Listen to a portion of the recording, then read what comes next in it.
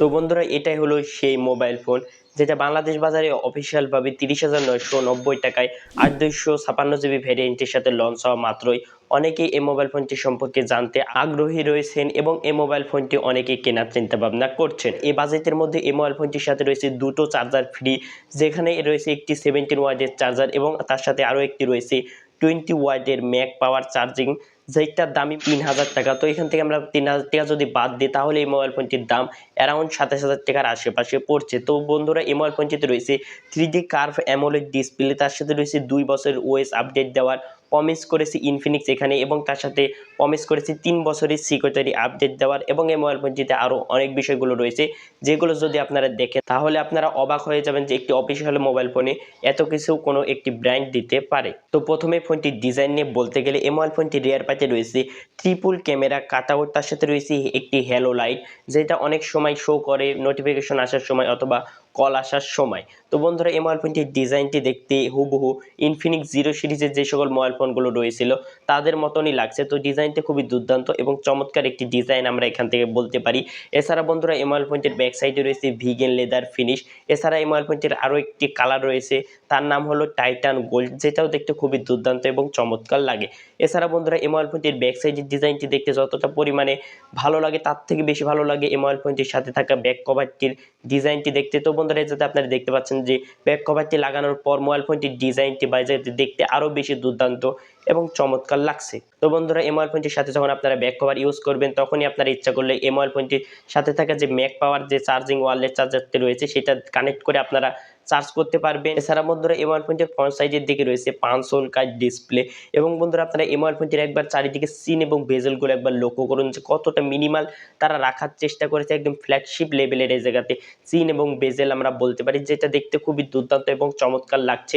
আরও বেশি ভালো লাগছে কেননা বন্ধুরা এই মোবাইল ফোনটিতে রয়েছে 3D অ্যামোলেড কার্ভ ডিসপ্লে। এছাড়া বন্ধুরা এই মোবাইল ফোনটিতে প্রায় প্রয়োজনীয় সকল পোর্টস এবং বাটনই দেওয়া রয়েছে, শুধুমাত্র আপনারা এই মোবাইল ফোনটিতে 3.5mm জ্যাক এই বিষয়টি পাবেন না, যেটা আমরা বর্তমান সময় মিড রেঞ্জ অথবা হাই মিড রেঞ্জ বাজেটে দেখে থাকি। এছাড়া বন্ধুরা এই মোবাইল ফোনটিতে রয়েছে JBL এর সাথে ইনফিনিক্স কোলাবরেট করে এ জায়গাতে তারা ডুয়েল স্টুডিও স্পিকার প্রোভাইড করেছে তাদের এই মোবাইল ফোনটিতে। তো ফোনটির যে স্পিকার পারফরমেন্সটি রয়েছে সেটি খুবই দুর্দান্ত, বা এই জায়গাতে আমরা একটি লাউড স্পিকার বলতে পারি। তো বিশেষ করে যারা মিডিয়া টিডিয়া বেশি কনজিউম করেন তাদের ক্ষেত্রে এটি একটি ভালো প্যাকেজ হতে পারে।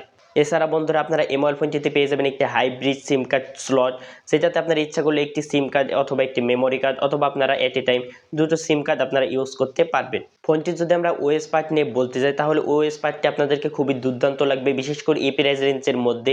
এই প্রাইস রেঞ্জের মধ্যে এই মোবাইল ফোনটিতে রয়েছে আউট অফ দ্য বক্স অ্যান্ড্রয়েডের লেটেস্ট ভার্সন অ্যান্ড্রয়েড 14। শুধু তাই না বন্ধুরা, এই মোবাইল ফোনটিতে তারা 2 বছরের ওএস আপডেট দেওয়ার প্রমিস করেছে, অর্থাৎ আপনারা এই মোবাইল ফোনটি যদি কিনেন তাহলে আপনারা অ্যান্ড্রয়েড 16 পর্যন্ত লেটেস্ট অ্যান্ড্রয়েডের সাথে ইউজ করতে পারবেন। তো বন্ধুরা এই মোবাইল ফোনটির মাল্টিটাস্কিং এক্সপিরিয়েন্স নিয়ে বলতে গেলে আপনারা ইচ্ছা করলে এই মোবাইল ফোনটিতে একসাথে অনেকগুলো অ্যাপ ব্যাকগ্রাউন্ডে ইউজ করতে পারবেন, কারণ বন্ধুরা এই মোবাইল ফোনটিতে 8GB র্যাম রয়েছে।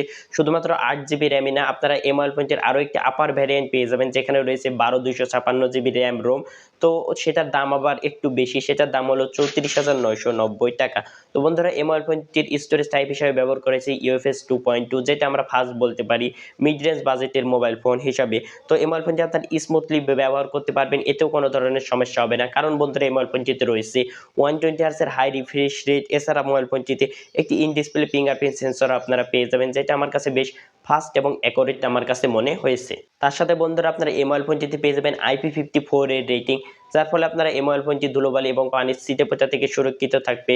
এছাড়া ফোনটির ডিসপ্লে নিয়ে বলতে গেলে ফোনটির ডিসপ্লেতে রয়েছে 6.78 ইঞ্চের একটি অ্যামোলেড ফুল এইচডি প্লাস এর ডিসপ্লে, যার রেজলিউশন হলো 1080x2436 পিক্সেল, যার পিপিআই ডেন্সিটি হলো 393। তো বন্ধুরা মোবাইল ফোনটির ডিসপ্লে রেজাল্টে কালার কোয়ালিটি অথবা ফোনটি 3D কার্ভ হয়, আপনারা যখন ভিডিও দেখবেন তখন আপনাদেরকে একটি রিয়েলিস্টিক ফিল হবে। শুধুমাত্র বন্ধুরা এই মোবাইল ফোনটির ডিসপ্লে কার্ভ না, এই মোবাইল ফোনটির ব্যাক সাইডেও হালকা কার্ভ রয়েছে, যার ফলে মোবাইল ফোনটি হাতে ধরে একটি কমফর্ট ফিল পাওয়া যায়। এছাড়া বন্ধুরা মোবাইল ফোনটির ডিসপ্লেটিও বেশ আমরা ব্রাইট বলতে পারি। তো এই মোবাইল ফোনটিতে রয়েছে 1300 নিটস পিক ব্রাইটনেস, যার ফলে আপনার ইনডোর এবং আউটডোর দুটো কন্ডিশনে একদম ক্লিয়ারলি মোবাইল ফোনটি ব্যবহার করতে পারবেন, এতে কোনো ধরনের সমস্যা হবে না। এছাড়া বন্ধুরা এই মোবাইল ফোনটির ডিসপ্লেতে রয়েছে কর্নিং গরিলা গ্লাস প্রোটেকশন, যেটা আমরা ভালো বলতে পারি।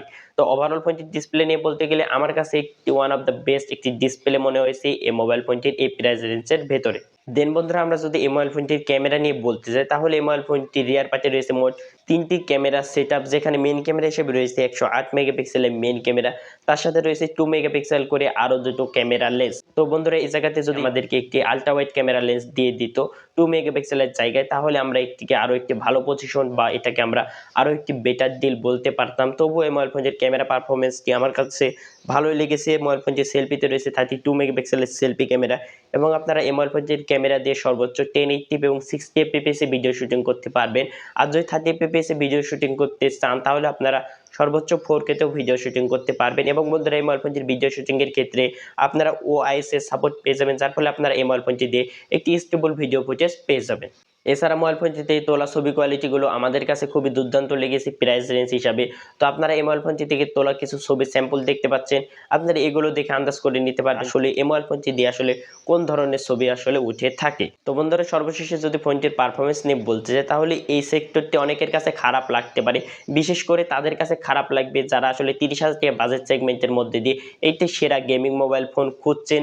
তাছাড়া যারা আসলে চারিদিক দেখতে ভালো মোবাইল ফোন খুঁজছেন এবং গেমিং এ জায়গাতে মোটামুটি লেভেলের হলেই চলবে, তাদের কাছে এই মোবাইল ফোনটি একটি ভালো বিষয় মনে হতে পারে। তো বন্ধুরা এই মোবাইল ফোনটিতে রয়েছে এসওসি হিসাবে মিডিয়াটেক হিলিও G99 আলটিমেট, যেটা হলো 6nm বেস্ট একটি চিপসেট। তো বন্ধুরা এখানে যদি তারা মিডিয়াটেক হিলিও প্রসেসরটি না দিয়ে যদি মিডিয়াটেক ডাইমেনসিটি সিরিজের প্রসেসরটি দিত, অথবা যদি কোয়ালকম স্ন্যাপড্রাগনের প্রসেসরটি দিত, তাহলে এটি গেমারদের জন্য একটি ওয়ান অফ দ্য বেস্ট একটি চয়েস হয়ে যেত। এছাড়া বন্ধুরা এই মোবাইল ফোনটি আমরা গেমিং পারফরমেন্স খারাপ বলতে পারি না, এখানে মিডিয়াটেক হিলিও G99 আলটিমেট এই প্রসেসরটি একটি স্টেবল একটি প্রসেসর হিসেবে আমরা বলতে পারি। তো এই মোবাইল ফোনটির আন্তর্জাতিক স্কোর অ্যারাউন্ড 4,36,000-এর উপরে চলে যায়। তো আপনারা ইচ্ছা করলে এই মোবাইল ফোনটি দিয়ে পাবজি খেলতে পারবেন হাই সেটিংয়ে। এছাড়া আপনারা ফ্রি ফায়ার, এসপার 9 সহ যে সকল বেসিক লেভেলের গেমগুলো রয়েছে, সেই সকল গেমগুলো আপনারা আরামসে আপনারা লং টাইম পর্যন্ত যদি গেম খেলেন, তবুও এই মোবাইল ফোনটিতে কোনো ধরনের সমস্যা হবে না। তো আমরা এই মোবাইল ফোনটিকে একটি ভালো বলতে পারি, বিশেষ করে যারা নর্মাল গেমিং রয়েছে বা টুকটাক গেমিং করতে চাচ্ছেন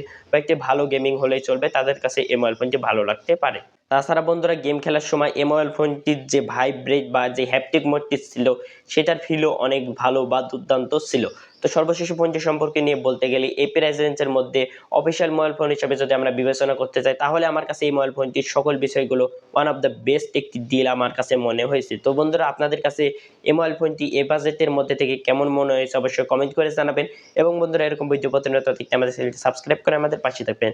দেখা হচ্ছে পরবর্তী কোনো ভিডিওতে, ততক্ষণ পর্যন্ত ভালো থাকবেন, সুস্থ থাকবেন। আল্লাহ হাফেজ।